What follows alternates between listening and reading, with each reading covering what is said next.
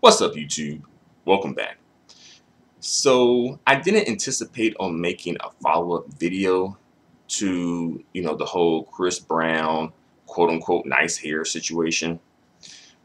But a couple of things have happened since that situation has transpired that's really interesting and that I really want to talk about and, have some discussions about here, some conversations, some debates. No beefs, but conversations, discussions, debates, dialogue, etc.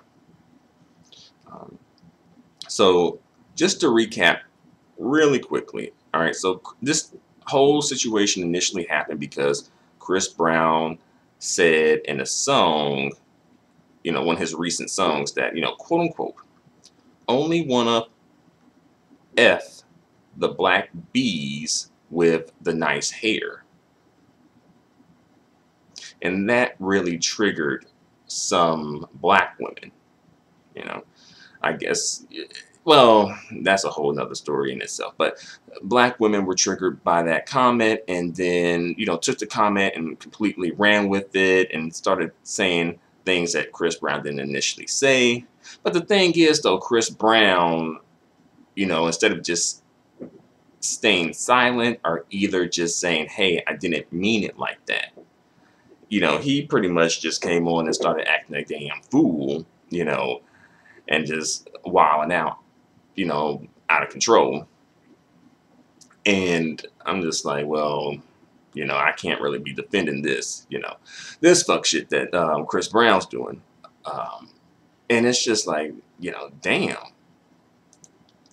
Chris Brown, it ain't that serious.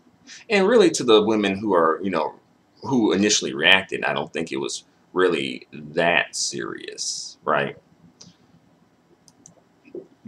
But as we know, when it comes to hair, black people, but especially black women, are really sensitive about hair and hair texture, and of course, I'm aware of the historical context where that comes from, and how that is perpetuated, not only outside of the community, but also in the community amongst ourselves. Um, so yes, I'm aware. Um, but Chris Brown, he said what he said, and he started going crazy on Twitter or whatever, and taking shots at black women for some reason, low key shots, at black women. Some people felt it was like low key shots at dark skinned black women. I don't know if he, specifies skin tones or whatever, but that's how they're taking it, and that's how they're interpreting it. All right. Then Tokyo Vanity, the rapper, came through and pretty much put the receipts out there on Chris Brown, talking about he's a colorist because he didn't let darker skinned black women into his VIP area, and and consistently in different when he was in the club in different states, it was consistently like that.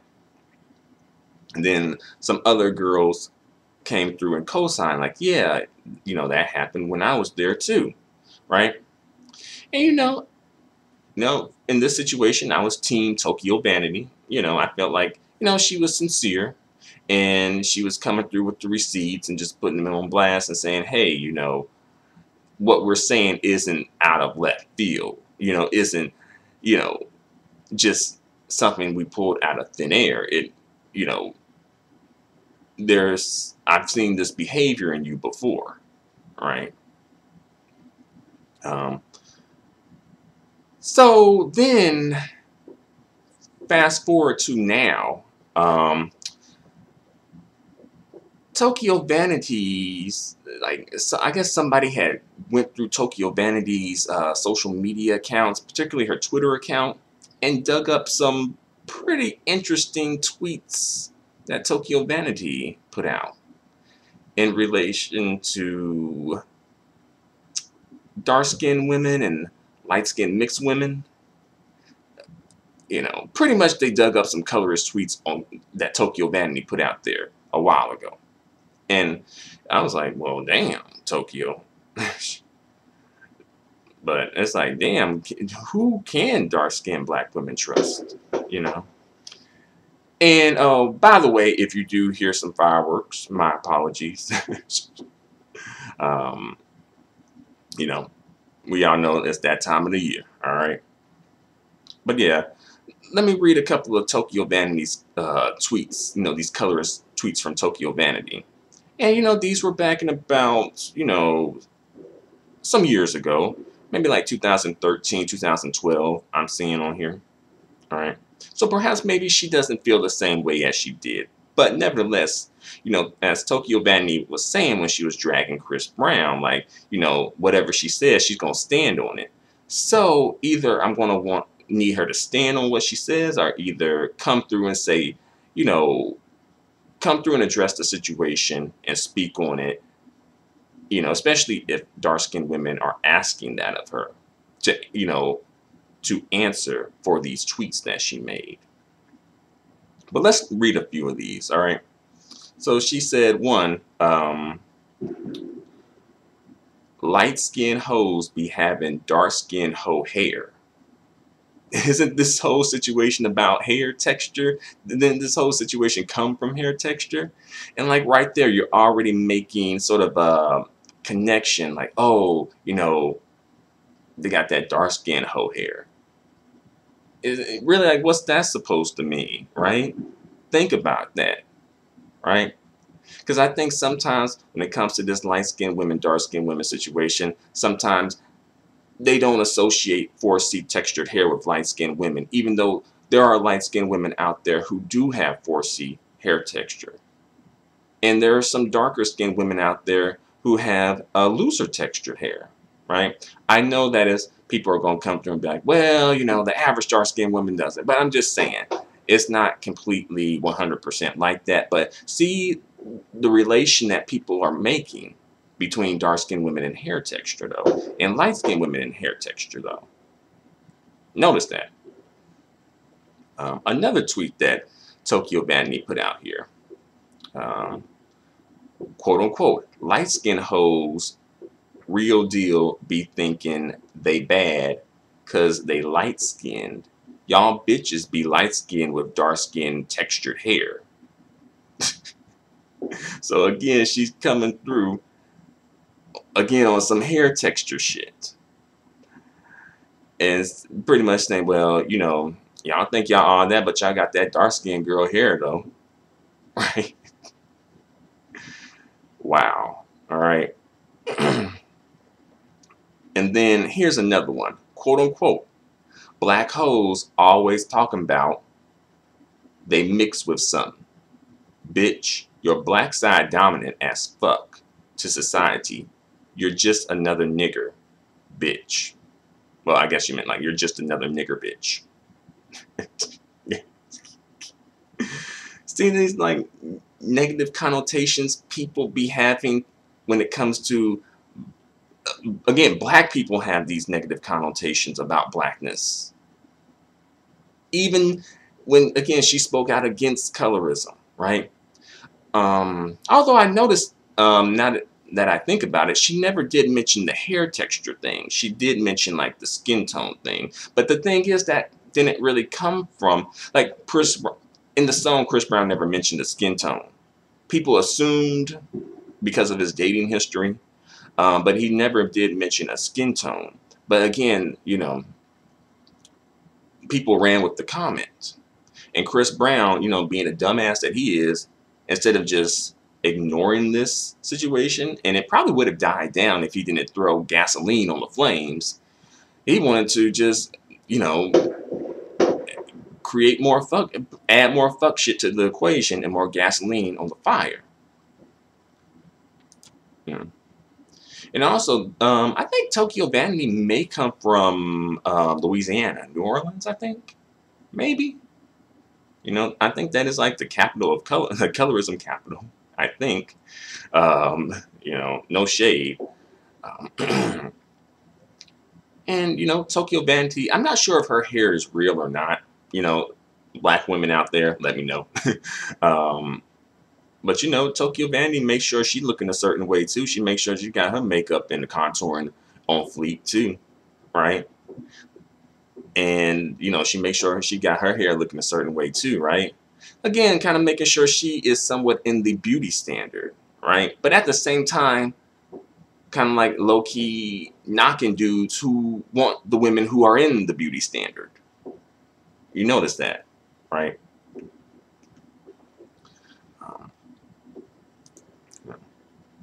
Um, so is Tokyo Vanity canceled for these comments? I mean, but then again, was she ever really scheduled to begin with?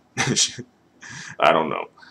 But again, is Tokyo Vanity canceled, or is she going to be brought to trial to have to answer for this? What's going to happen when it comes to dark-skinned black women in Tokyo Vanity? And also, just in general, something that goes over a lot of people's heads is, darker skinned black people, really both the men and the, well, I'll say brown skinned black people, both the men and the women, but I'll stick to the women in this situation here. But brown skinned women who kind of low key participate in colorism too. That's something that goes over people's heads, and people don't really notice that, or, don't really clock it, ignore it perhaps. One reason or another, it doesn't get addressed. But that is something that happens where brown skinned black women participate in perpetuating colorism against dark skinned black women, right? And notice she was trying to take shots at the light skinned chicks and the mixed chicks, at the expense of the dark skinned women. So she's kind of going after both groups in a way. Like, really, she's trying to go after them light-skinned mixed chicks because she feel like,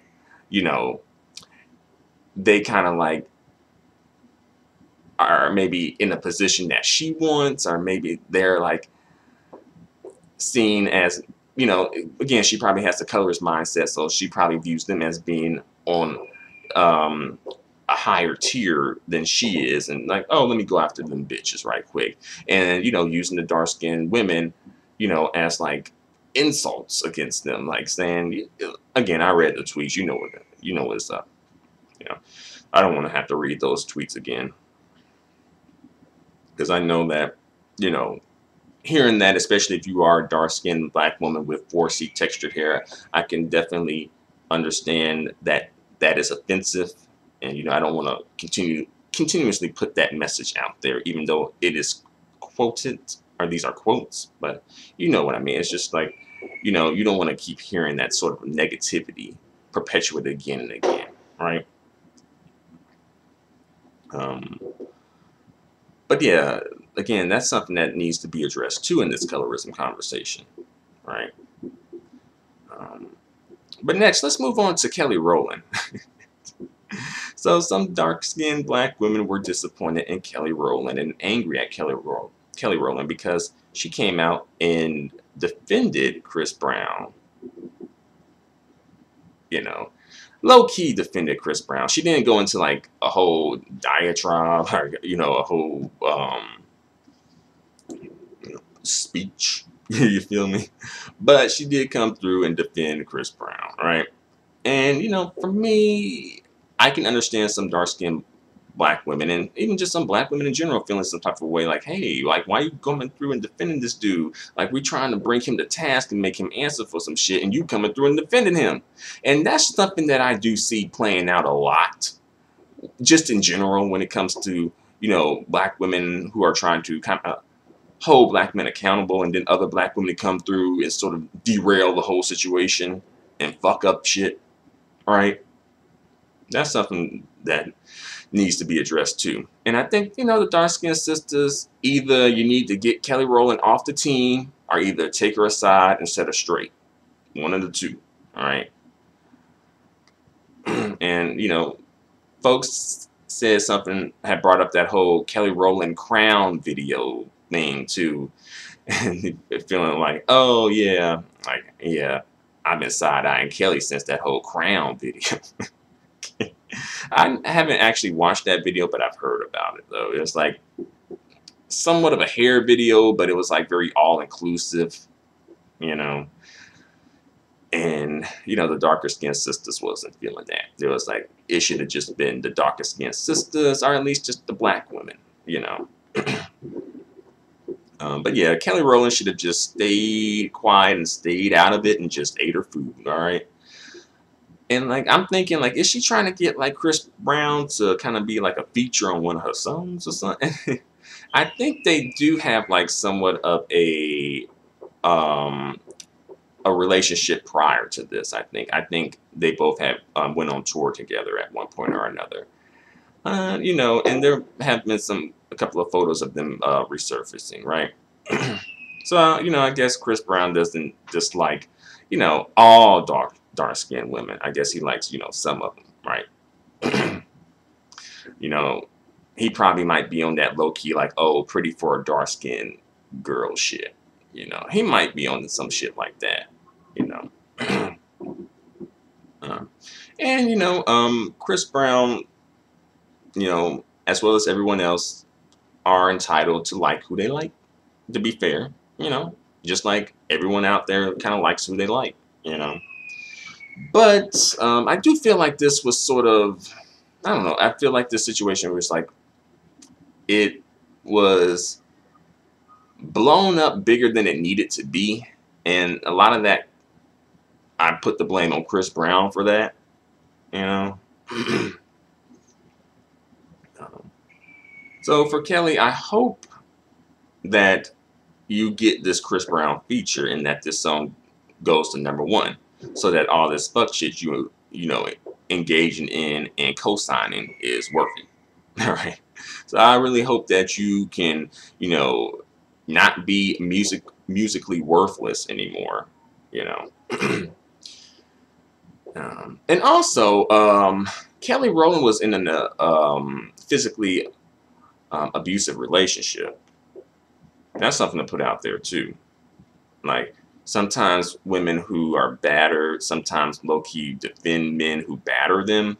I'm not saying that Chris Brown ever hit Kelly, but I'm just making that sort of a compared. Like Chris Brown would be like low key the abuser, and then Kelly Rowland, like he was the abuser in a domestic violence situation.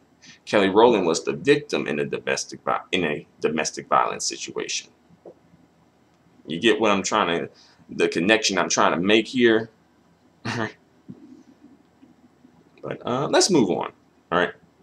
So little Duval came through and you know defended Chris Brown's preference, mandate, whatever we calling it these days.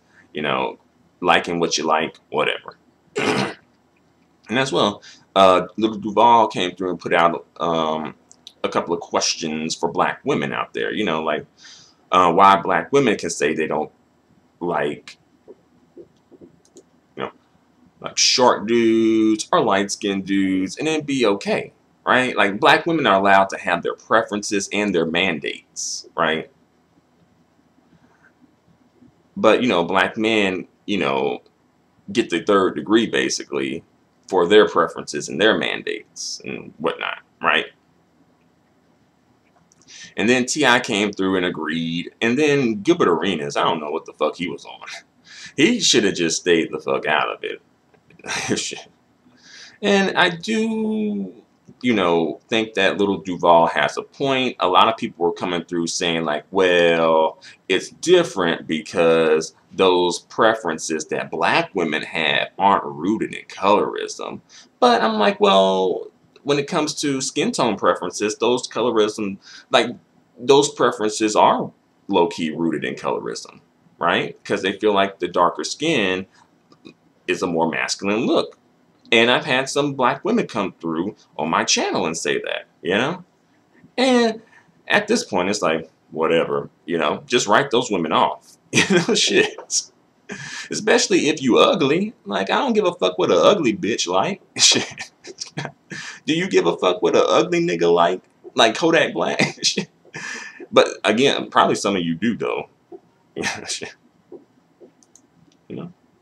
But like I said, black women have their colorist preferences too. Don't get it twisted now. Black women aren't that innocent. All right. Black women just are able to get away with it, partially because black men just don't really complain about it as much, right? They just, okay, just move on, right? But for some reason, black women just can't move on. I guess there's nowhere to move on to be real. Um, so this is why you get all the whole mammy and pick me shit going on, right? You know.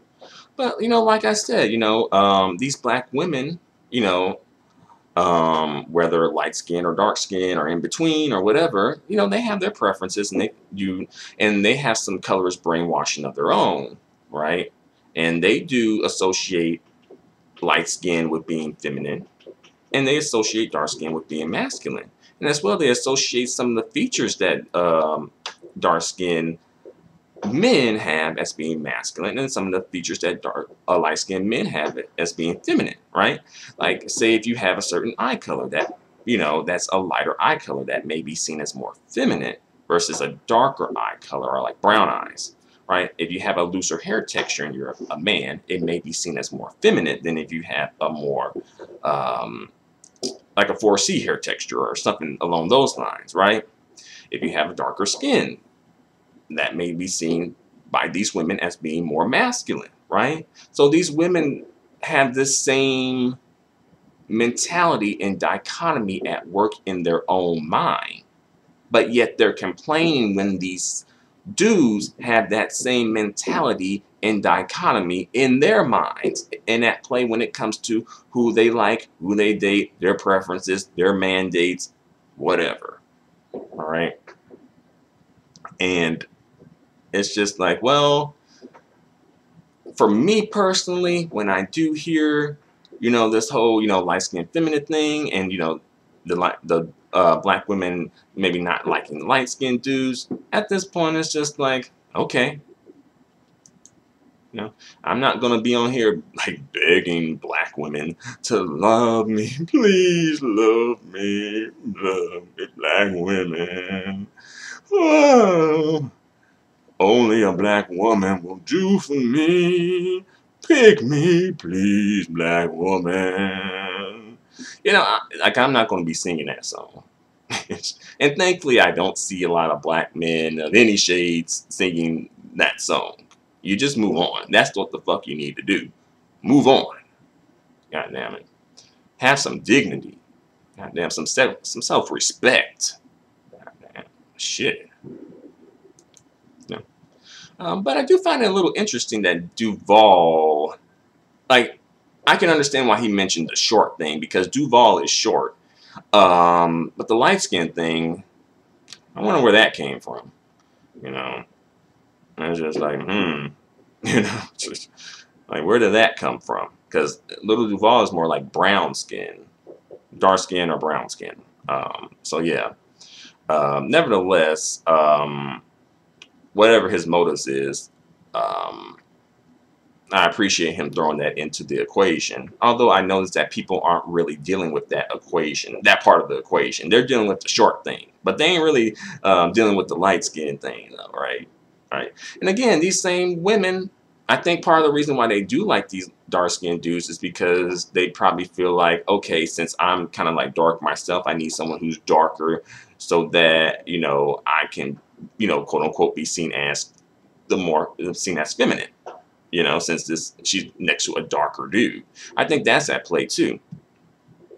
Because honestly, I do think, and I know this is probably going to offend some people, but I'm just going to keep it 100 and I'm just going to say it. A certain type of woman, a certain type of black woman specifically, tends to date light-skinned black men, mixed black men, and non-black men. Notice that. You may not want to admit it. You may not want to see it for what it is, but I think there is some truth in that. There is a certain type of woman who does do that, and the women who do date interracially,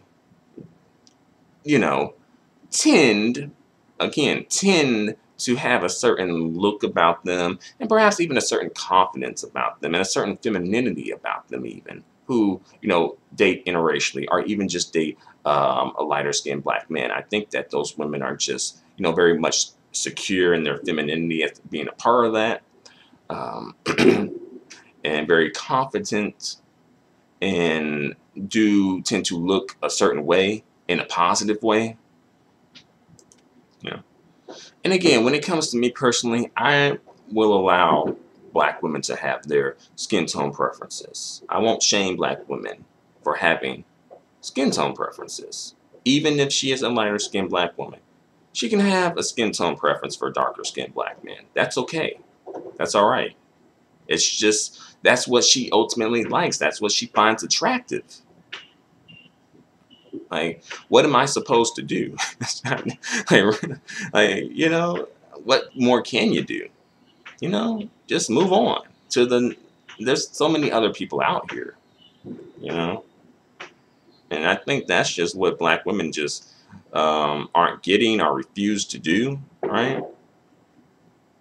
And if you don't date interracially, you can still move on. Just move on to other black men out there who do find your features attractive, right?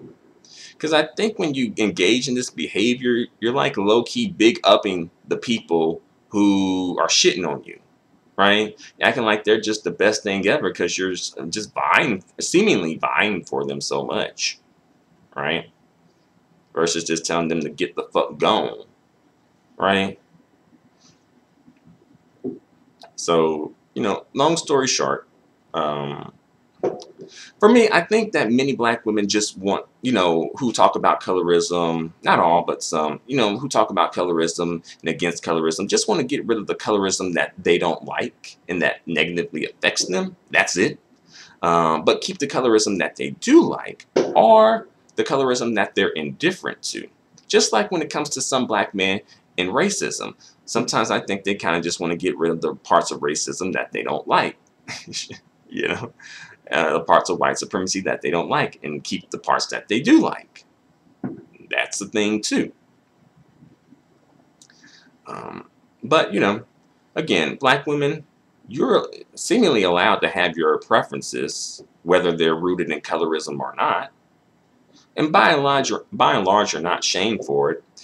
But then again, I suppose if you did have a preference for lighter skinned men and were vocal about it, I suppose you would be shamed by both black women and black men. Like, black men and black women would both shame you.